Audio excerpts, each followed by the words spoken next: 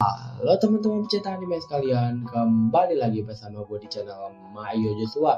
Kali ini gue bakal ngebaik kalian list rekomendasi anime overpower terbaru yang menurut gue. Tapi sebelumnya, bagi kalian yang gak tahu anime overpower itu apa, anime overpower itu adalah dimana sang MC-nya ini memiliki kekuatan fisik ataupun magic yang sangat besar cuy. Yang dimana kekuatan tersebut tuh diraihnya entah itu karena suatu fenomena atau kerja keras dari MC tersebut ya, yang menjadikannya anime overpower ini di setiap scene battlenya tuh menjadi sangat epic ataupun sangat seru dan menegangkan cuy. Bagi kalian yang ingin tahu anime overpower itu, langsung kita masuk ke dalam videonya aja ya. Lanjut.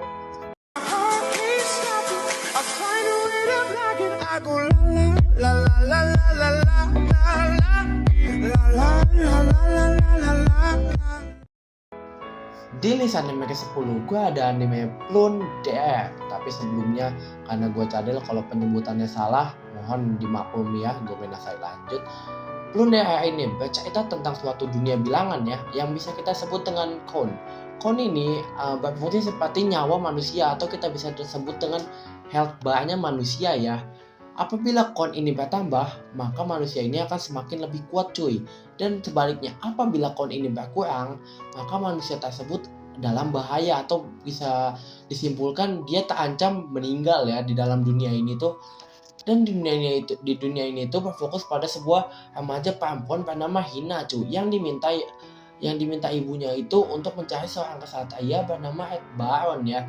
Di perjalanan ia bertemu dengan seseorang bertopeng ya bernama Lick, pendekar misterius yang sedikit hentai, kalau dibilang kayak cabul gitu ya. Ya intinya anime ini tuh bercerita tentang suatu dunia yang memakai bilangan ya sebagai nyawanya.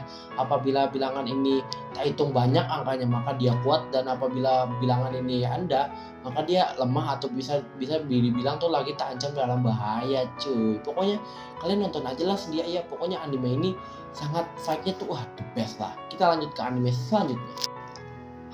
Di list ke-9, gue ada Tag OP Destiny. Anime ini berlatar pada tahun 2047, yang dimana ada suatu fenomena meteorit hitam jatuh ya, yang membuat banyak sekali manusia dan hewan serta tumbuhan hancur satu persatu cuy. Yang lebih parahnya, meteor ini membawa monster bernama D2 ya. Monster ini melarang seluruh manusia yang ada di bumi untuk bermain musik cuy, yang dimana para manusia ini tidak menurutinya ya, atau bisa dibilang melanggar. Malah para manusia ini melawan para monster itu dengan menggunakan alat musik cuy, yang bernama musikat ya. Dan anime ini berfokus pada seorang pria yang ingin memainkan musik di New York ya. Untuk itu ia mengajak seorang wanita bernama Unmei untuk menjadi musikat dan tak sebagai konduktor cuy. Ini anime bagus sih, dari art style-nya tuh mantap banget ya. Mirip kayak Zero tuh sih, tapi ceweknya. Tapi yaudahlah, yang penting fight-nya cuy mantap cuy. Kita masuk ke list nomor 8. Di list anime ke-8, gue ada anime Heiyo Seida no Idaten Tachi ya. Untuk penyebutannya kalau salah, gomenasai, bakal gue taruh di samping video ya judul untuk judulnya. Anime ini bercerita tentang 800 tahun yang lalu ya, sejak Dewa Perang Idaten menyandal iblis yang membuat petaka di dunia coy.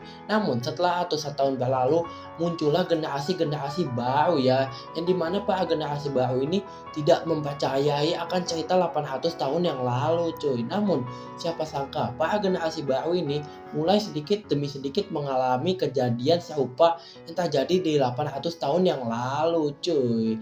Dan pertanyaannya sekarang, apakah mereka mampu untuk menghadapi ataupun menyelamatkan umat manusia seperti 800 tahun yang lalu? Kita tidak tahu cuy. Untuk kalian yang pengen tahu silahkan nonton ya. Pokoknya animenya asik lah. Yang dainya nggak percaya 800 tahun itu bakal pulang sedikit demi sedikit ya. Pokoknya kalian nonton aja deh. Menurut gua recommended sih, kalau ada waktu luang mending nonton. Langsung kita ke anime nomor 7. Di list anime ke-7, gua ada Peach Boy Riverside.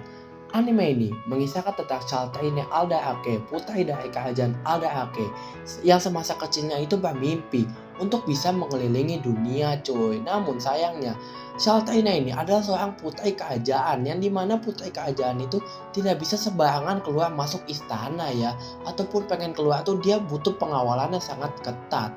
Namun suatu hari dia bertemu dengan petualang bernama bernama Mikoto cuy. Namun dia tidak sadar bahwa Mikoto itu adalah Momotaro, sang pembunuh iblis paling kejam ya di dunia itu. Walau begitu, Shota ini tetap merasa penasaran dengan kehidupan di luar sana ya. Dan itu dia memutuskan untuk mengikuti jalan Mikoto ya dan berpetualang atas kehendaknya sendiri ya. Ini pokoknya anime ini tuh gila. Mulai dari asalnya tuh badas-badas. Pokoknya lu bakal tak kesima deh dengan bentuk dan shading matanya tuh gila sih, badas banget, ekspresinya juga kejam banget itu, dapat pokoknya kayak psikopat lah. Intinya recommended. Kalau ini gue suka sih. Yaudah, kita lanjut ke anime nomor 6. Di list nomor 6, gue ada anime Radiant.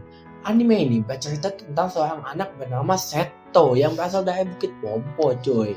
Ia ini memiliki cita-cita ataupun impian yang sangat besar ya, yang dimana dia ingin sekali menjadi penyiar yang sangat hebat cuy. Di dunia ini pun hidup monster bernama Nemesis ya, yang akan menjadi lawannya cuy. Seto ini pun mulai berkelana ke seluruh dunia ya, untuk dapat membasmi para Nemesis, karena itu adalah cita-citanya ya. Selama perjalanannya, Seto mulai bertemu dengan para teman-teman atau rekan-rekan yang sangat baik ya, yang sangat seru juga. Dan dimana banyak kejadian-kejadian unik juga serta epic scene battle lah pokoknya. Intinya kalau kalian ingin tahu keseruan atau petualangannya, kalian nonton aja lah ya. Pokoknya recommended lah. Nomor 5. Di list nomor 5, gue ada anime Osama Ranking. Anime ini mengisahkan seorang pangeran bernama Boji yang memiliki keterbatasan dalam indera pendengaran. Di umurnya yang sudah tak bilang remaja, Boji masih belum bisa mengayunkan pedang layaknya anak seumurannya.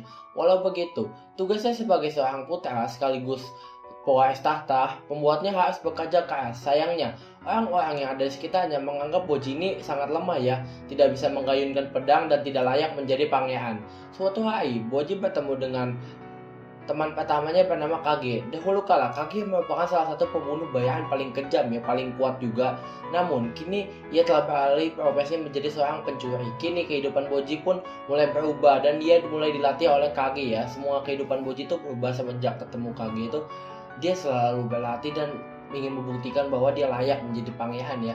Ini pokoknya animenya itu kayak Zero to Hero lah, kayak Naruto gitu yang latihan keras tuh. Wah, pokoknya mantep banget cuy. Pokoknya ini tapi stylenya juga lumayan sih, walaupun tak bilang tuh kayak nggak grafik tuh menurut saya ya nggak terlalu bagus, tapi alur storynya tuh bagus banget cuy. Pokoknya kalian harus nonton ya. Ini ratingnya juga 8 cuy, masih ongoing sih animenya. Yaudah, kita lanjut ke anime nomor 4. Di list anime nomor 4, gue ada anime Kuma Kuma Bear. Anime ini bercerita tentang seorang gadis berusia 15 tahun bernama Yuna cuy.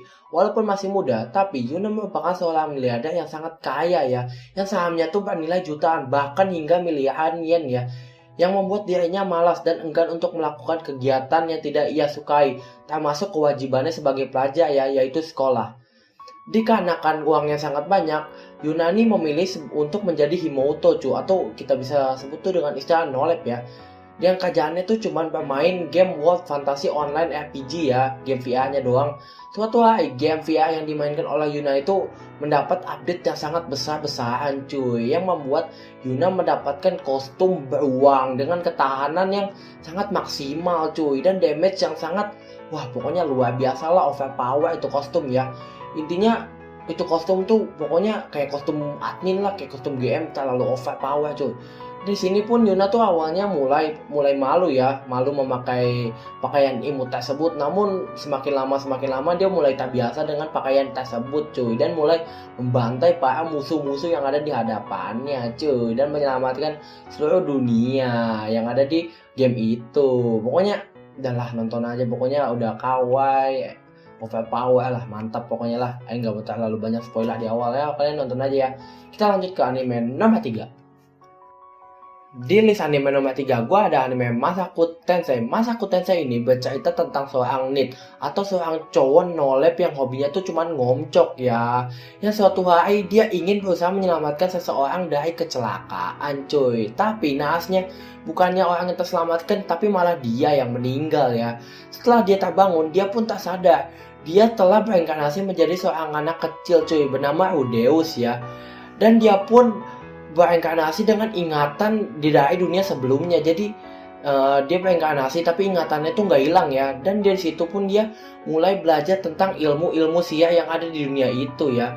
Dan dia pun belajar ilmu pedang dari ayahnya yang jenius ahli pedang. Dan juga dia belajar ilmu-ilmu sihir dari gurunya yang bernama Roxy ya. Dan dia pun bersumpah tidak akan mengulangi kesalahan yang sama lagi. Walaupun badan dia anak-anak, tapi sifat ego dia yang masih ketinggal itu masih tak tanam di dia Eudeus ya. Masih ada lah intinya sifat-sifat ego dan hentai dan cabul ini ke anak kecil ini tuh sifat sebelumnya tuh masih ada ya. Pokoknya kalian nonton aja sih. Pokoknya ini anime kayak Zero to Hero gitu, nggak langsung OP sih, tapi ya ada perkembangan dikit, perkembangan gitu. Pokoknya seru lah. Kalian nonton aja, ratingnya juga 8 ya. Kita lanjutkan nomor 2.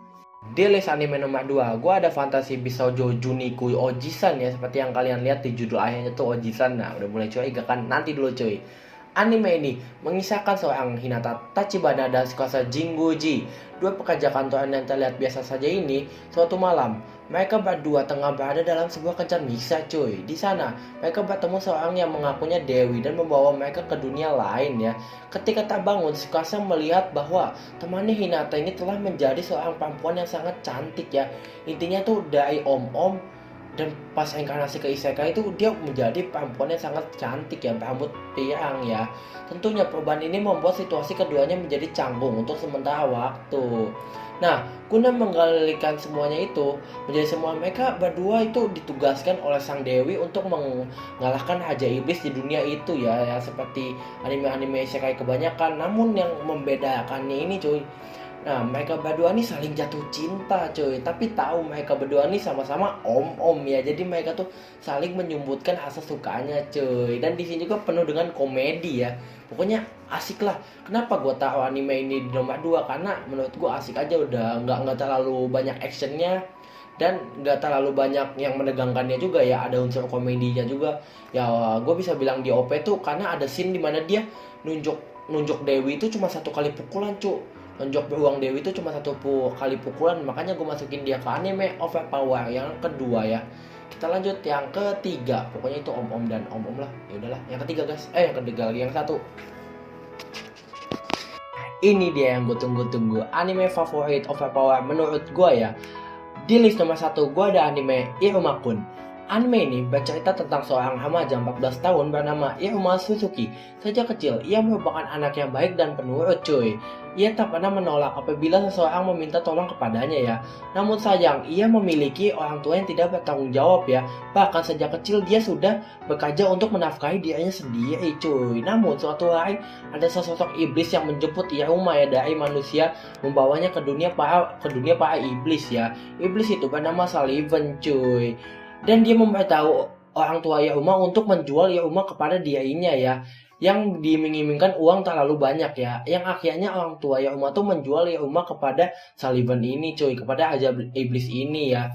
Dan Sullivan ini bukannya memakan Iruma, malah Sullivan ini menjadikan Iruma tuh sebagai cucunya cuy. Dia juga disekolahkan ya di sekolah para iblis.